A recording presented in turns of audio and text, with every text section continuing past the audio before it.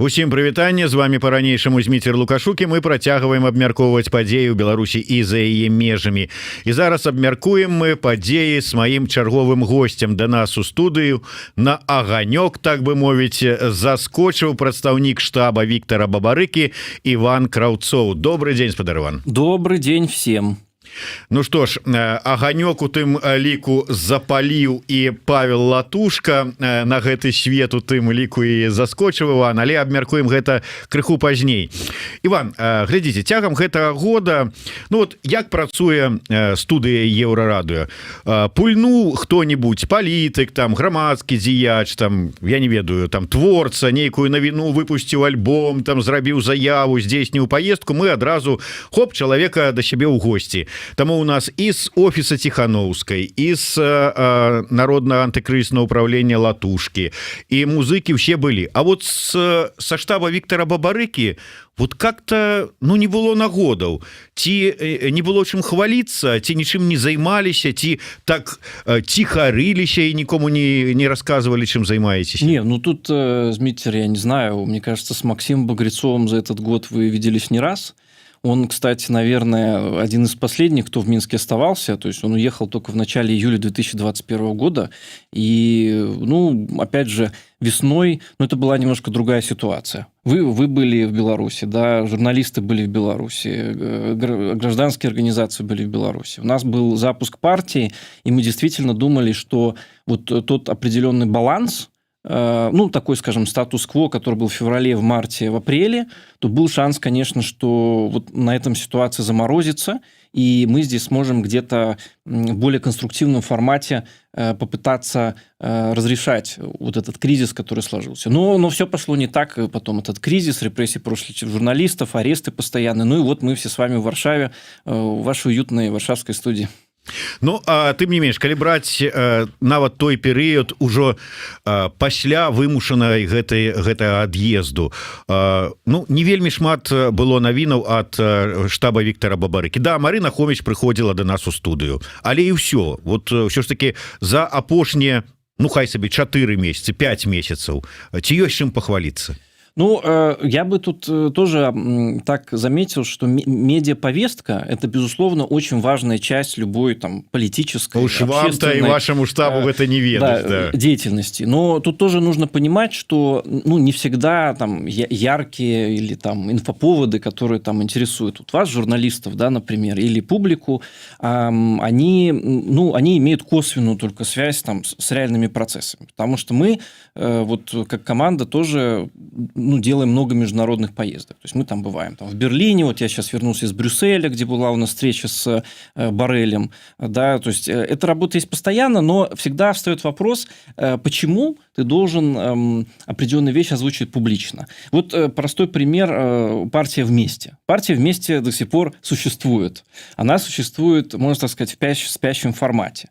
Делаем ли мы что-то в партии? Ну, конечно, делаем. Но имеет ли смысл, например, сейчас об этом трубить направо-налево, оценивая риски для людей в Беларуси прежде всего, и оценивая, опять же, риски для тех, кто находится в тюрьме? Потому что чем отличается сложность нашей ситуации, что наши публичные лидеры политики, и это прежде всего люди, на которых мы работаем, они находятся в тюрьме. Вот сегодня, пожалуйста, новая информация о новом уголовном деле Эдуарда Бабарика. Ну, это же ужас. Ну, то есть человека держали 18 месяцев, и что сейчас? Его будут держать еще 18 месяцев? А что это потом? То есть было дело экономическое, оно неожиданно стало политическим. Ну, это, конечно, удивительная история. Ну, гэта гісторыя, ну, гісторыя як? Гэта рэчаіснасць, у якой зараз існуе беларускае грамадства. А вот што можа зрабіць штаб у гэтай сітуацыі конкретно, скажем, для Эдуарда Бабарыкі? Ну, тут же... Вообще есть очень большой вопрос о том, где находится вот та точка, грубо говоря, место, когда все мы должны посмотреть со стороны на то, что происходит, и понять, продвигаемся мы вперед, не продвигаемся в нашей общей деятельности. Ну, и если судить даже вот по ситуации с политзаключенными, ну, год назад было 180 человек, да, политзаключенных. Ну, не полтора, когда это все началось, а год, да. Сейчас их почти уже 1929. То есть, если смотреть, ну, на какие-то факты, данные, то пока за год ситуация в Беларуси только ухудшилась. То есть получается, что в той конфигурации вот этого политического поля, в той конфигурации медиаполя, которое сейчас происходит, ну, мы пока как бы пришли к этому. То есть я не говорю, что кто-то в этом виноват. Это общая такая история, и, безусловно, ну, виноват тот, кто делает аресты незаконные. Но надо понять, что мы планируем на 2022 год. То есть если вот такие действия, которые были сейчас, они приводят к этому, то хотим ли мы продолжать в том же духе? Потому что надо понимать, что то, что в 2020 году произошло, с нашей точки зрения, это прежде всего результат вот этой очень долгой работы частного сектора, бизнесов. Создавался новый средний класс. Была, скажем, такая, ну, оттепель. Гражданские организации могли работать официально. И действительно, вот те люди, которые там выходили на мирные акции в прошлом году, ну, это те люди, которые сформировались благодаря такой вот, ну, скажем так, либерализации. И вот эта та емкость, это та сила, которая позволяет обеспечивать какие-то перемены в стране. И тут у нас всегда вопрос возникает очень серьезный.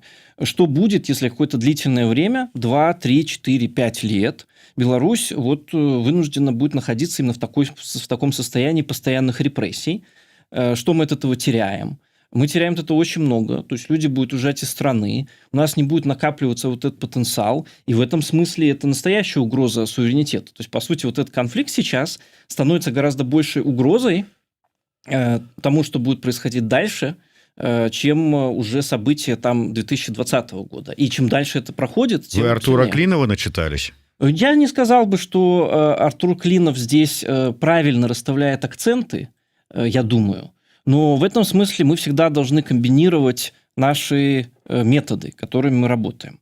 Поэтому, безусловно, то давление, которое международное сообщество оказывает сейчас на действующую власть, оно абсолютно обосновано. Это их абсолютное право. Но, с другой стороны, это давление, оно ни в коем случае не обеспечит какой-то результат, который, наверное, о котором мы там все где-то мечтаем или мы хотим, потому что эффект этого давления, но он все-таки не катастрофический и незначительный. Ну вот, поэтому, когда мы какие-то вещи заявляем, когда мы говорим о том, что, вы знаете, как бы вот люди там готовы, не знаю, там сидеть, или там они вот готовы дальше, например, находиться в тюрьме, мне кажется, это немножко иногда безответственное заявление, потому что все-таки достать наших людей из тюрьмы – это, такая одна из самых важных промежуточных задач. Наверное, это ненормально, что мы как бы там тоже решаем за них и говорим о том, что вот пусть они там ждут, пока мы, не знаю, тут боремся на международной арене. Иван, давайте тады конкретно. С одного боку вы бачыце небяспеку у ситуации, калі краіна знаходится цягам некалькіх гадоў у стане постоянных репрессий. С другого боку, скажем, и позиция, агучаная Артуром Клиновым, вы кажете, ён не так расставляе акценты и приоритеты. Якое ваше бачанне ситуации? Як трэба поступать? Я думаю, что в принципе, первое, нужно очень спуститься немножко на землю, мне кажется, и реально оценивать то, что происходит сейчас в Беларуси. Вот у нас же постоянно идет работа с партийными активистами, мы с ними на связи, мы тоже понимаем, какая сейчас степень страха у людей, какая у них сейчас степень и разочарования, и, скажем так, деполитизации. Мы тоже должны понимать, что, наверное, некоторые инструменты, скажем так, вовлечения, они сейчас не очень работают. Да? То есть мы уже должны их отмести. Во-вторых, конечно, всегда в любой вот такой политической ситуации давление, оно комбинируется с вовлечением. То есть нельзя просто сказать, знаете, вот вы плохие, мы вот вам, там, не знаю, ввели санкции, мы там высказали озабоченность очень большую, и дальше ничего не делать. Это, наверное, люди, которые сидят в Брюсселе, им некуда спешить. Они могут себе позволить дальше ничего не делать, заклеймить там режим всякими словами, сказать, что там, в общем, мы не будем ни с кем разговаривать. И, в принципе, наверное, этот их вариант устраивает. Устраивает ли этот вариант нас? Я не думаю. Поэтому, в принципе, неоднократно вот за прошлый год мы видели, что и была вот кампания на «Голосе», да, по переговорам, за переговоры, например. Потом и в интервью очень часто там и Светлана Тихановская, и Павел Павлович, они озвучивают про то, что необходимо вести какие-то переговоры, да. Но тут как бы всегда проблема того, какая повестка этих переговоров. И, наверное, сейчас, как я вижу, есть вот это несопоставление оценки ситуации.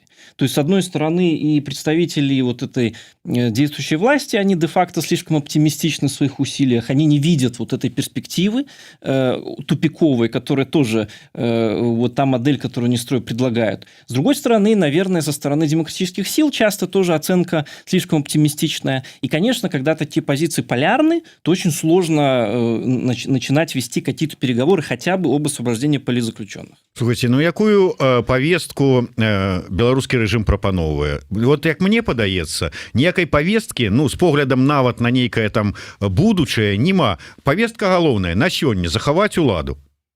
Все.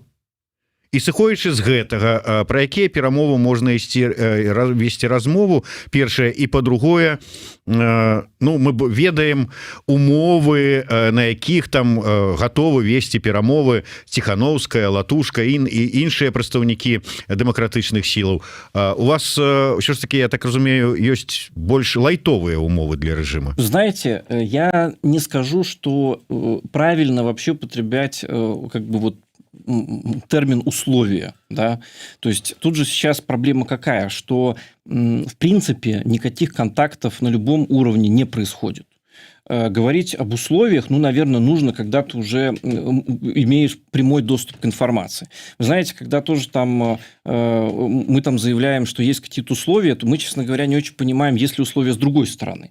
Вот вы совершенно правильно говорите. Ну, какие там у них могут быть интересы, кроме как того, чтобы вот эту, как это, сохранить власть. Ну, я с вами согласен. Но с другой стороны, ведь постоянно предпринимаются какие-то попытки там через СМИ или там другим способом. Вот Матей приезжал на саммит ОБСЕ. Ну, чего ж он приезжал? Если они не хотят разговаривать, тогда чего он ездит на ОБСЕ? Почему он пытается как-то контактировать? Почему он ходит по западным дипломатам и пытается какую-то позицию донести? То есть, видимо, какая-то потребность есть. Но нужно эту потребность выяснить и оценить. Мы можем на такое пойти, не можем. С моральной точки зрения это приемлемо, неприемлемо. Ну, а так мы ничего не знаем. Відавочныя умовы, якія агучвае Макей. Альбо вы здымаеце свои санкции и идете на диалог, альбо мы свою незалежность несем у ноги Путину. Вот уся размова. И ядерную зброю сюда. Ну, мне кажется, это такая риторика тоже медийного характера, да, то есть, ну, вот эти все ультимативные вещи, конечно, ну, это странно слышать, да, но с нашей стороны тоже очень часто звучат ультимативные вещи, я понимаю, почему. Потому что чаще это более понятная позиция, но не всегда эта позиция позволяет, ну, продвинуться, да, в каком-то вопросе. Поэтому, ну, сложно так говорить, вот какие условия. Я не думаю, что, в принципе, для начала любых контактов с любыми политическими силами вообще могут быть какие-то условия. То есть вот эти вот, допустим, условия вырабатываются уже в процессе, да, этих переговоров. Поэтому, как бы, наверное, я не думаю, что кто-то сейчас со стороны демократических сил, любая команда, она бы отказалась от каких-то, например, контактов или понимания ситуации с той стороны. Я знаю, все команды этого определенным образом ищут. Вот, опять же, вспомню недавний пример с Венской конференцией, когда она была организована. Сколько было слухов про то, что туда приедут представители из Российской Федерации, приедут представители из Беларуси, но этого не случилось. То есть это говорит о том, что реально нет каких-то условий вот таких принципиальных, да, для того, чтобы вот что-то узнать с той стороны. Давайте все ж таки да конкретики. Ну вот, послухаўшы Павла Латушку, у мяне склалася ўражанне, ну ці ён спрабаваў давесці, што штаб Віктора Бабарыкі, ужо і не ведаю у чыей асобе, вас там ці каго іншага, але спрабуе намацаць контакты з беларускім рэжымам, дзесьці там вот цішком. Намацваюцца контакты? Ну, плохо пока намацываются, плохо намацываются. И у Павла Павловича, я так понимаю, тоже пока плохо намацываются. То есть это, в принципе, то, что мы обсуждали до этого. У нас, я помню, вот у компании честных... Скажите, так а у чым тогда претензии его? Вот вы можете потлумачить? Слушайте, ну... Причина наезда. Я помню, год назад, я тоже, вот примерно в это же время, я тоже с удивлением прочитал, что Виктор Бабарик уже на Кипре находится. Да? То есть иногда у нас вот в связи с такой ситуацией нервная стороной приходит информация, и у нас нет возможности ее верифицировать. То есть с этим тоже есть проблемы. Вот. Что касается там того, что говорит Павел Павлович, ну, честно говоря, ну, мне сложно что-то комментировать. Потому что в целом, вот даже вспомнить один из проектов вот, честных людей Народного антикризисного управления, чат-бот с чиновниками, когда, наоборот, была большая кампания, и в целом мы собирали информацию совместно о том, кто из там, государственного аппарата готов вступить в контакт с демократическими силами. То есть эта повестка, она довольно обычная. Чем здесь отличается, я не знаю. Возможно, вот у нас недавно была поездка в Брюссель, и я считаю, что она была довольно хорошая, потому что был довольно широкий состав участников. И действительно, наверное, когда ты слушаешь представителей со стороны журналистского сообщества, когда ты слушаешь представителей со стороны правозащитников и гражданского сектора, то, ну, риторика отличается. Потому что те люди, которые занимают более жесткую радикальную позицию, ну, безусловно, наверное, те люди, которые пытаются работать на земле, они себе такую жесткую радикальную позицию позволить не могут. Поэтому, ну, тут остается только догадываться, что имел в виду Павел Павлович. Добра, таким чынам вось да ваших словаў про тое, что няма на дадзены момант нейкіх умоваў для того, каб гэты дыялог перамовы пачаліся. Наш глядач под нікам Максим пытается, так калі няма гэтых умоваў, что рабіць, каб яны з'явіліся? О, это очень хороший вопрос. Но я думаю, для начала тогда нужно понятным образом довести позицию тех людей, которые, скажем так, понимают, что эти контакты необходимы. Потому что иногда у нас тоже бывает, знаете, замешательство. Мы иногда говорим, что условия есть, безусловно, иногда мы голосуем за переговоры. Честно говоря, часто тоже сложно разобраться. Вот. Позиция должна быть четко однозначна, что любой адекватный человек, который беспокоится о положении дел в стране, он должен быть готов на своих позициях, не меняя позиции, не меняя того, что эти люди, они осуждены незаконно, не меняя позиции того, что действующая модель ведет в тупик, он должен быть готов разговаривать со своими оппонентами. Это абсолютно нормальная позиция.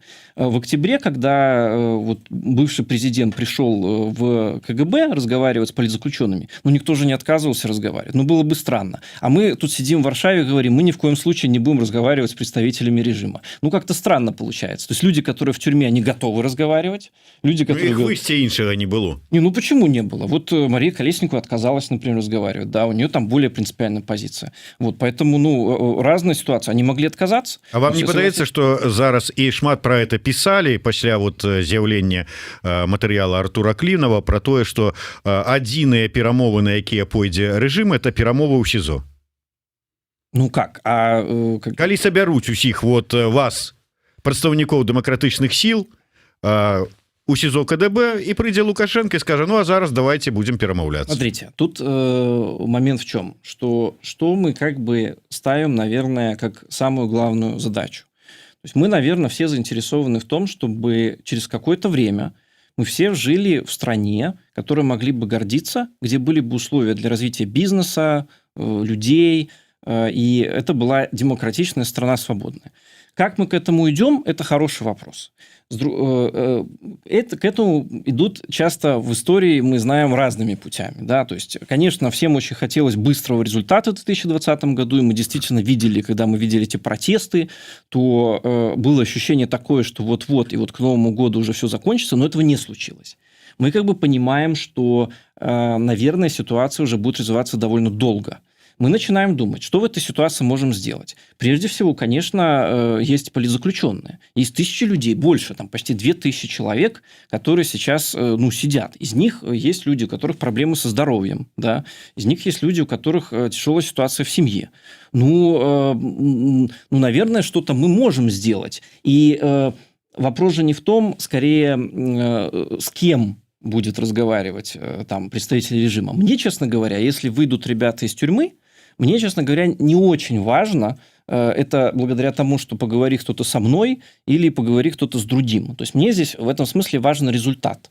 Да? То есть поэтому тоже, наверное, так зацикливаться на том, вот, как мне попасть за стол, или там как Максиму Багрецову попасть за стол, я такой не могу позиции обозначить. Ну, я разумею. Добра. Вось Так, зараз хвіліначку знайду. Быў каментар ад гледача пад нікам IS. Ці правільна я разумею, што зараз прадстаўнік самага папулярнага кандыдата зараз акуратна падводзіць да адмовы ад знешняга ціску на рэжым і заклікае да капітуляцыі? Нет, совершенно неправильно подводит, потому что я же сказал очень четко, что, безусловно, отменять инструменты давления, ведь протест, который был год назад, это тоже давление. Когда мы все увидели эти результаты на выборах, то мы все вышли и начали в этом смысле своими акциями давить на власть.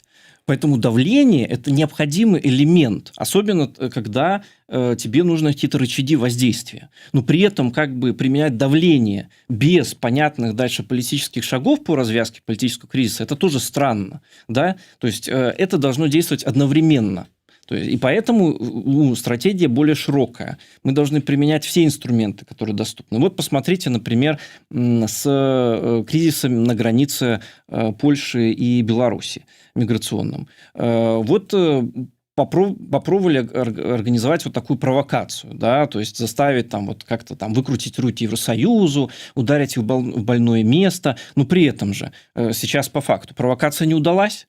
Она почему не удалась? Потому что, например, тот же Евросоюз, он комбинирует методы. С одной стороны, он вводит санкции, с другой стороны, он звонит Боррель Матею и говорит, слушайте, там, вот вы хотели, чтобы мы позвонили, вот мы позвонили. Но нужно же результат смотреть. Результат хороший. Боррель сам говорит, что это за 2021 год один из лучших успехов европейской дипломатии. Действительно, потому что мы все сидели и гадали, что же будет? Неужели вот Евросоюз пойдет на попятную? А никто на попятную не пошел, однако и контакты были. Поэтому, это совершенно не связанные вещи. Нужно различать инструменты, нужно различать позицию и нужно различать результаты, которые достигаются. Добра, калі ўсё ж таки казаць про тое, что конкретно вось штаб Бабарыкі хоча перамоваў з рэжымам, прычым можа быць нават разумеючы неабходнасць найперш вызвалення палітвязняў, не такія вот жорсткія там как бы заявы робяць як той же самы штаб Тихановскай, что на першым месцы свабодныя выборы, вызвалення палітвязняў и гэтак далей. То есть атрымліваецца, вось у нас пытаются. Я правильно разумею, что рэжым з вами не хоча гаварыць, але вы з ім гаварыць хочаце, пытается наш глядач. Непонятно на самом деле. На самом деле непонятно. То есть я скажу как человек, который находится, не знаю, к счастью или не к счастью, в этом процессе с мая 2020 года. Да, и тут проблема же в чем заключается? Что мы сейчас достигли, наверное, такой пика поляризации и ситуация, когда каждый живет немножко в своем таком мире, где есть свои герои, где есть свои успехи. И проблема в том, что эти миры, они плохо сообщаются. И достоверно вот ответить, например, что кто-то там не хочет, да, с этим, конечно, есть проблемы. Это понятно. Достоверно ответить, даже я не могу. Как я могу ответить? Да, если бы я, наверное, там в Минске ходил бы на какие-то мероприятия официальные, да, то, наверное, я бы мог. Но вряд ли бы моя позиция была такая, как-то даже для моя позиция, для них и то она довольно радикальна, потому что они до сих пор не могут признать, что у них есть политзаключенные в стране. Но подвижки эти нужны с любой стороны. Мы должны, наверное, как-то в эту сторону двигаться. Но в любом случае, даже если сейчас мы этого не хотим, есть естественное развитие любой ситуации. И страна – это очень большая система, это очень много людей. Нас, белорусов, в стране 9,5 миллионов. И общество, и экономика, оно имеет всю свою инерцию. И когда какие-то процессы происходят, такие как там, 2020 года, нарастает вот эта волна, нарастает активация, то потом волна испадает. И поэтому, с одной стороны, мы можем сейчас это отрицать уже в декабре 2021 года какие-то вещи, но пройдет еще год, и естественным образом ситуация будет приводить к тому, что поляризация будет спадать. Потому что, с одной стороны, и режиму придется начинать откручивать гайки, потому что у них будут появляться административные проблемы, у них будут появляться экономические проблемы. Они все равно хотят возобновить отношения с Западом. А с другой стороны, и мы будем тоже понимать, что когда люди сидят полгода, это одна ситуация. Когда они уже просидели 2,5 года, ну, это другая ситуация. Когда они уже сидят 5 лет, это уже третья ситуация. Поэтому вне зависимости от нашего желания, тут тоже не нужно переоценивать на самом деле роль свою в этом вопросе. Потому что прежде всего, революция – это народная вещь. И все благодаря людям, которые верят и которые видят какую-то реальную возможность. Когда люди реальную возможность не видят, то они и не готовы рисковать. Добра, я зараз вам параю сур'ёзна паставіцца да пытання, сур'ёзна на яго адказаць. Па-першае, таму што пытанне сапраўды сур'ёзнае, па-другое, таму што яго вам задае наша алімпійка Надзея Астапчук. От я просто подводку зраблю, уявім сабе, што рэжым сказаў: добра, окей, перамаўляемся. І пытанне ад Надзеі Астапчук: а што вы сабе збіраецеся прапанаваць Лукашэнку? Ну, раз разговор уже если будет разговор, то мы будем смотреть. Переговоры – это тоже технологический процесс. Чакайце, на перамовы не пойдуць, калі не будуць ведаць ад пачатку нейкія пазіцыі перамоўных бакоў. Вось калі не будзе ведаць умоўны Лукашенко, з чым да яго ідзе умоўны Краўцоў? Нет, это вот смотрите, опять у нас мы попадаем немножко в ту же логику. Мы на самом деле не знаем позиции друг друга, реальной, настоящей. У нас есть вот эта вот картинка, скажем так, которая еще с 2020 года сформировалась, и мы в ней все живем. То есть, с одной стороны... Ладно, Иван, да. Я тады по-іншаму задам. Вот там почули наш з вами эфир.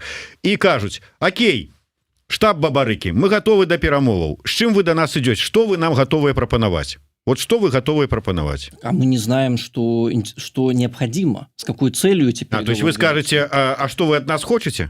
Ну, вообще-то это, наверное, нормальный процесс. Сначала понять вообще интересы других сторон. В любых переговорах есть определенные, скажем так... Вельми просто. Я вам кажу... Сначала... Я вам кажу, да. Вам кажуть: ну вы ж бачите, мы перамаглі. Вам всем гамон, поэтому мы хотим, как вы пришли и признали нашу перамогу, легитимность Лукашенки и записали покаяльное видео. Приедет гладкое, запиша. Ну, это теоретическое утверждение, правильно? Ну, конечно... Приходите с реалий, какие мы назираем. Слушайте, но вы же видите позицию даже Виктора Бабарика, да, который там, он не признал вину. И я не думаю, что он вину признает. Вы видите позицию Марии Колесниковой. То есть, есть какие-то вещи, наверное, которые недопустимы. Но есть какие-то вещи, наверное, где возможны, где нужно достигать компромиссов, думая, в принципе, о судьбе всей страны. Поэтому, знаете, тут уже спекулируют на том, что все там готовы ручки положить и сдаться, но я думаю, что это просто спекуляция. Потому что, очень странно, мы не говорим зараз про то, что готовы там сдаться Колесникова, подписать там покаяльный лист. Мы говорим зараз про позицию вас. Вот яны там за кратами, яны права голоса не мают. Не-не-не. Вот тут, кстати, очень большое заблуждение это разделять. Дело в том, что надо тоже понимать, что наша команда – это прежде всего представители Виктора Бабарика и Марии Колесниковой. Потому что они лидеры, они те люди, за которыми белорусы пошли, которые им верят. И, безусловно, любая позиция, которая принимается, любые варианты взаимодействия или политических решений, они, естественно, включают и мнение Марии Колесниковой и Виктора Бабарика. Когда мы запускали партию, Виктор Бабарика прекрасно знал, что это мы делаем, он это поддерживал, он это видел. Мария Колесникова то же самое. Поэтому, безусловно, о каких-то, например, действиях политических без согласования или без учета позиции Виктора Бабарика и Марии Колесниковой речи не может быть. Я сейчас озвучил лишь техническую позицию, как менеджера. То есть я говорю о том, что если мы занимаемся тем, чем мы занимаемся ответственно и профессионально, то мы должны рассматривать разные варианты развития событий. А уже позицию политическую формулировать будут те, кто является политиком. Иван, колькі вы ў палітыцы? А такое адчуванне, что гадоў 20 уже. Да неправда. У нас, честно Вы так говоря... и не отказали. У меня склалось ўражанне такое, что вот замаячили перамовы, и вы кажете... Они не замаячили. Мы на этих перамовах... Не заметьте, они не замаячили. Вот тут тоже не нужно этих спекуляций. У нас должна быть в обществе и среди демократических сил открытая дискуссия по ситуации, в которой мы находимся. И это открытие дискуссии – это нормальный процесс. Ненормальный процесс – это отрицать какие-то другие сценарии вариантов событий. Если вы думаете, что я такую позицию озвучу, потому что что-то замаячил, ничего не замаячило. Просто мы тоже как бы подводим итоги за 2021 год. Мы тоже пытаемся понять, что работает, что не работает. И это нормально, мне кажется. Поэтому тут тоже выводы нужно нават делать. Чисто тэарэтычна зараз сказаць вот что вы готовы там скажем у якасці сваіх там ну я не знаю саступак ці сваіх патрабаванняў прапанаваць Лукашенку вы не можете на дадзены момант. Я могу сказать, что касается... Я могу так прокомментировать. Что, например, касается вот той повестки, которая была сформулирована Координационным советом еще в августе 2020 года. Освобождение политзаключенных, прекращение репрессий, новые выборы, да, и привлечение к ответственности всех должностных лиц, нарушающих сам. Эта повестка, эти три принципа были сформулированы еще в августе 2020 года Координационным советом. Они стали общепринятыми, и они не корректировались уже 1,5 года. Но ситуация тоже 1,5 года изменилась. По этим принципам я могу сказать только одно, что, наверное, новые выборы сейчас объективно сняты с повестки. То есть, наверное, у нас сейчас нет возможности принудить, грубо говоря, режим вот прямо завтра провести президентские выборы. Наверное, это очень странный и самонадеянный запрос. Выборы как инструмент демократический – это, безусловно, самый лучший способ восстановить верховенство права и демократии в стране. То есть, конечно, выбор – это единственный инструмент электоральный, который доступен.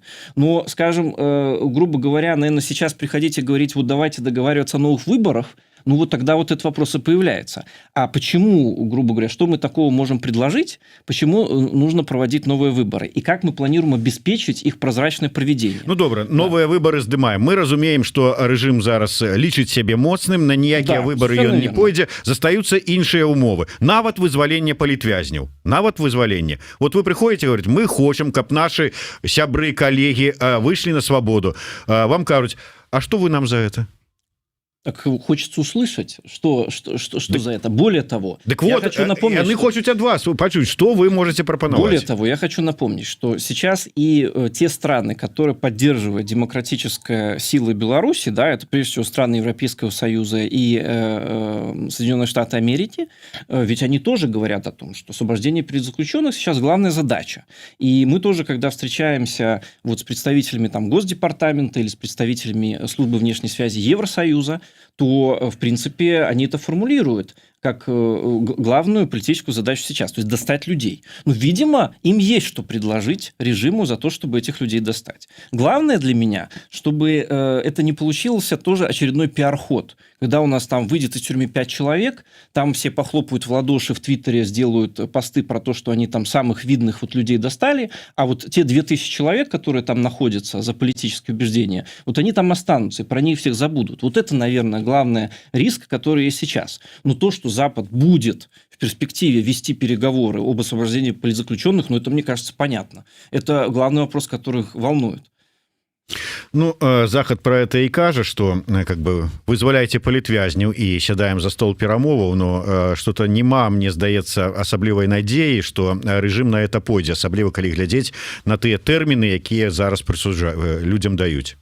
Ну, сроки, мне кажется, это тоже элемент психологического давления, безусловно, причем элемент психологического давления прежде всего и на тех, кто сидит, потому что, безусловно, наверное, властям проще их тоже уничтожать моральную позицию, то есть они их хотят принуждать писать помилование, да, записывать какие-то видео покаянные, поэтому я думаю, что вот эти огромные сроки – это прежде всего элемент психологического давления.